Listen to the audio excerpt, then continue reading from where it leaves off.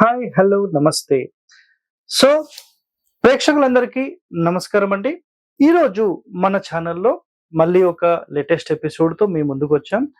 So, దక్షిణం ఫేసింగ్‌కి సంబంధించి చాలామంది సార్ అసలు దక్షిణం ఫేసింగ్ గల ఇంటికి ప్లాన్ ఎలా డిజైన్ చేయాలి?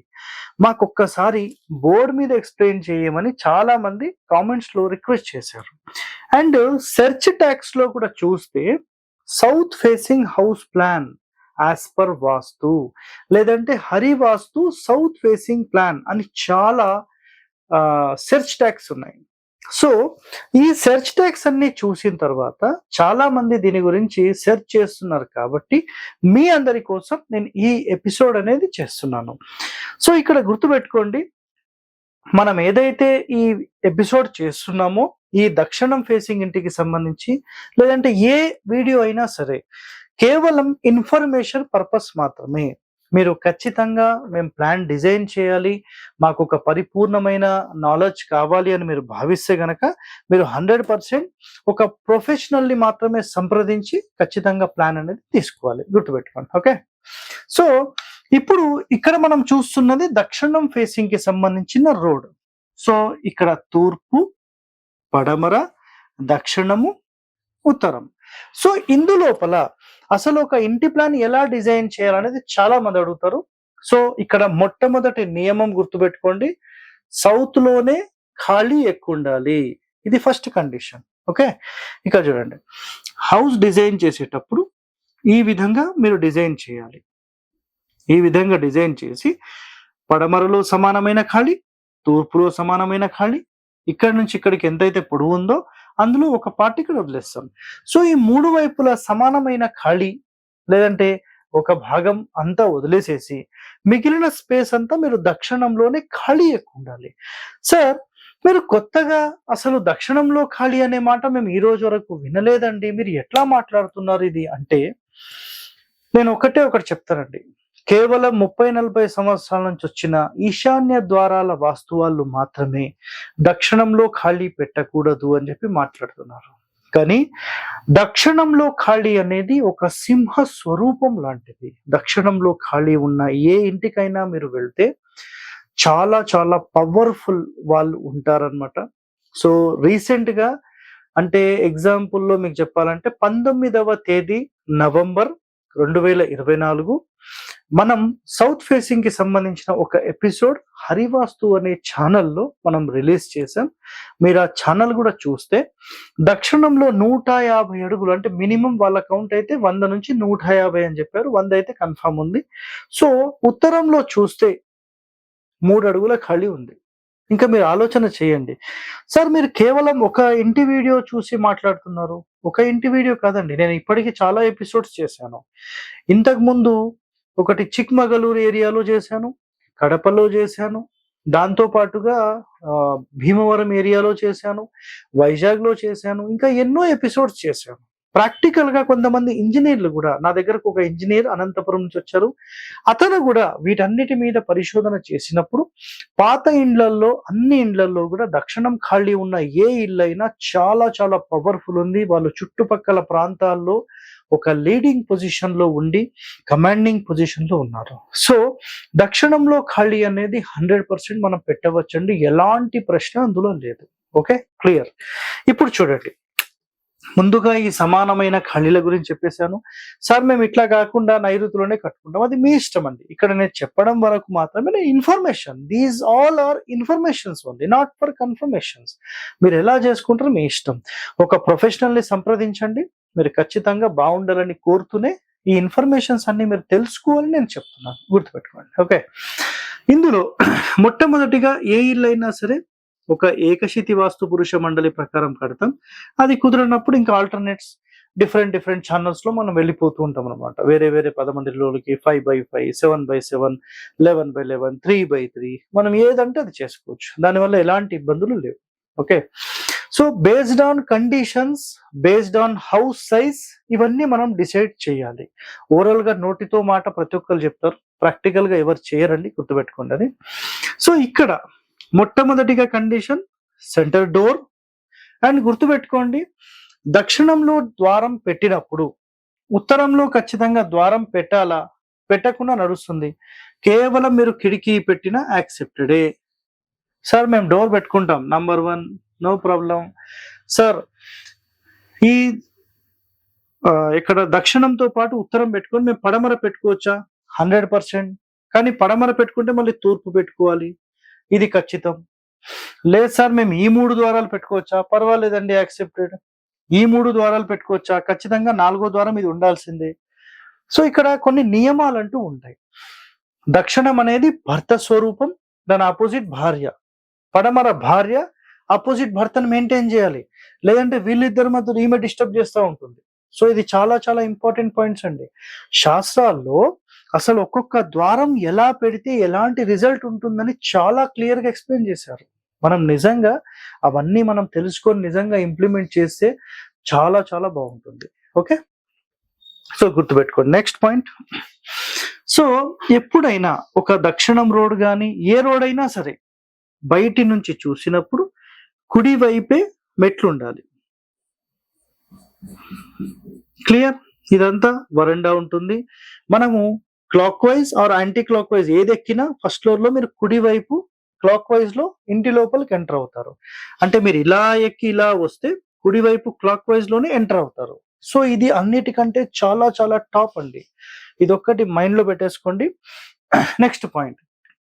దక్షిణం ఫేసింగ్ ఇంటికి ఎట్టి పరిస్థితుల్లో కూడా ఆగ్నేయంలో కిచెన్ పెట్టకూడదు. ఇది ఒక్కటి గుర్తుపెట్టుకోండి. దక్షిణం ఫేసింగ్ గల ఇంటికి కిచెన్ పెట్టాలంటే 3 స్థానాలు ఉంటాయి. 3 స్థానాలు పర్ఫెక్ట్. ఏంటంటే 1వ స్థానం అందరూ ఒప్పుకునే స్థానం, వాయువ్యం కిచెన్. ఓకే, నెక్స్ట్ నైరుతిలో కూడా పెట్టుకోవచ్చు. మనసారలో మీకు నైరుతిలో మూల నుంచి ఒక భాగం వదిలిపెట్టి పెట్టమని చెప్పి క్లియర్ గా ఉంది. ఎవరన్నా చదువుతారంటే మనసార తెలుగులో కూడా మనకు దేవుళ్ళు.com లో అందుబాటులో ఉంది. ఇంకా ఎన్నో రహస్యాలు గల తెలుగు పుస్తకాలు వాస్తుకి సంబంధించి మన తెలుగు రాష్ట్రాల్లో అందుబాటులో ఉన్నాయి, మీరు చదవండి. నెక్స్ట్ ఒక ఆప్షన్ ఇది. ఇంకొక ఆప్షన్ ఇక్కడ పడమర ఫేసింగ్ లో వంట చేయాలి. పడమర ఫేసింగ్ చూస్తూ వంట చేయాలి. ఈ కిటికీ దీని వెనకాల కిటికీ పెట్టేస్తాం. నెక్స్ట్ ఇంకా బెస్ట్ ఆప్షన్ అన్నిటికంటే మనకు మయాన్ మహర్షి చెప్పిన ప్రకారం అయితే ఈశాన్యం అన్నిటికంటే టాప్ ర్యాంక్డ్. ఎనీ ఫేసింగ్ అక్కడే పెట్టాలని క్లియర్ గా చెప్పేశారు. ఓకే, సో ఇక్కడ మనము ఖచ్చితంగా ఆగ్నేయంలో వంటగది పెట్టాలనేది శాస్త్రం కాదండి. ఏదో అగ్నిస్థానం అని మాట్లాడుతున్నాం కాబట్టి ప్రధాన ఆగ్నేయ స్థానం ఇదే. బట్ ఈ ఫేసింగ్ కి ఇది ఈశాన్యం అవుతుంది. గుర్తుపెట్టుకోండి, ఇది ఆగ్నేయం అవుతుంది. సో ఈ 3 మాకు వద్దు సార్ అనుకుంటే ఇక్కడ పెట్టేసుకోండి. పడమర ఫేసింగే ఉండాలి. అయితే దక్షిణం ఫేసింగ్ గల ఇండ్లు చాలా ఫెయిల్ అవుతాయి కదా సార్. ఎందుకు కారణాలంటే 1వ కారణం ఆగ్నేయంలో కిచెన్ పెట్టడం. ఓకే, సో చాలా మందికి వీటి గురించి అవగాహన లేక దక్షిణంలో పెట్టే సర్వనిష్టం. మనం ఏం మాట్లాడడం కొన్ని సందర్భాలలో గుర్తుపెట్టుకోండి.